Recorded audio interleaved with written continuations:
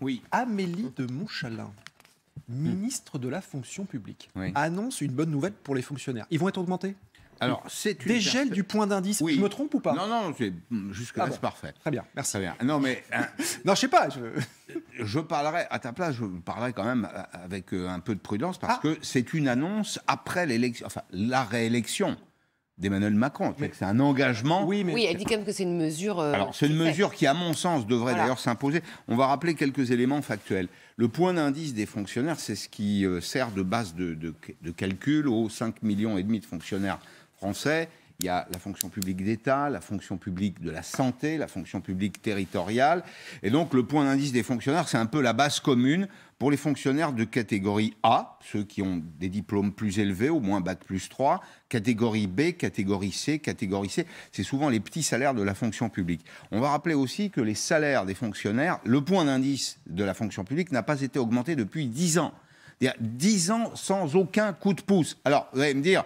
Pourtant, les dépenses de la fonction publique, elles augmentent. Oui, heureusement d'ailleurs, parce qu'il y a des progressions fonctionnelles. Vous passez des échelons, vous passez des grades, il y a des concours internes. Donc il y a une espèce d'évolution mécanique de ce point de vue, mais c'est très lent. Par exemple, tiens, comme dans l'armée, quand on passe de lieutenant à capitaine, de capitaine à commandant, lieutenant-colonel, etc., tout ça, ça consomme du temps. Mais la base, c'est le point d'indice des fonctionnaires. Il faut le faire, il faut aider les fonctionnaires aujourd'hui, parce qu'on a 3,5% d'augmentation des prix et on ne les a pas augmentés, eux, depuis une dizaine d'années. Donc ça signifie qu'il faut donner un véritable coup de pouce. L'État, je rappelle que l'État, dans ce pays, c'est le premier employeur de France. C'est aussi le premier, parfois, à distribuer des leçons de morale aux employeurs du secteur privé, en leur disant, en substance, les amis, vous allez augmenter vos salariés. Moi, je donne un petit coup de pouce, mais vous allez faire le boulot. Eh bien, on dit chiche à l'État, bah, faites exactement la même chose. Mais si je me souviens bien, et ce que rappelle ta Bible ce matin, les Échos,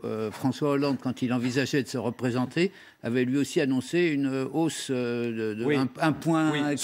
Ce que veut dire Nicolas, c'est qu'il n'y a absolument pas une pensée électoraliste. Non, il y a l'économie d'un côté. Je sais pas, Il y a l'économie d'un côté, le bon esprit, si je puis dire, et le mauvais esprit politique de l'autre. Bah non, on est quand même en campagne électorale, Nicolas. Non, il a raison. Pascal. Non, mais il a parfaitement raison. C'est un petit clin d'œil à Nicolas pour dire que, évidemment, c'est pas tout à fait fortuit, ça arrive à 4 semaines. Enfin, il y a un certain nombre de choses qui vous ont pas échappé quand même. Vous êtes, on regarde l'actualité, on est informé. 22 milliards, le président de la République l'a rappelé hier soir sur le plateau de TF1.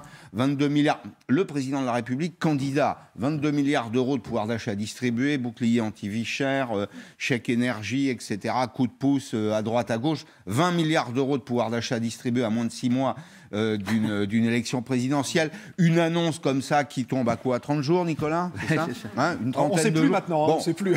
Non, on n'est pas complètement idiot.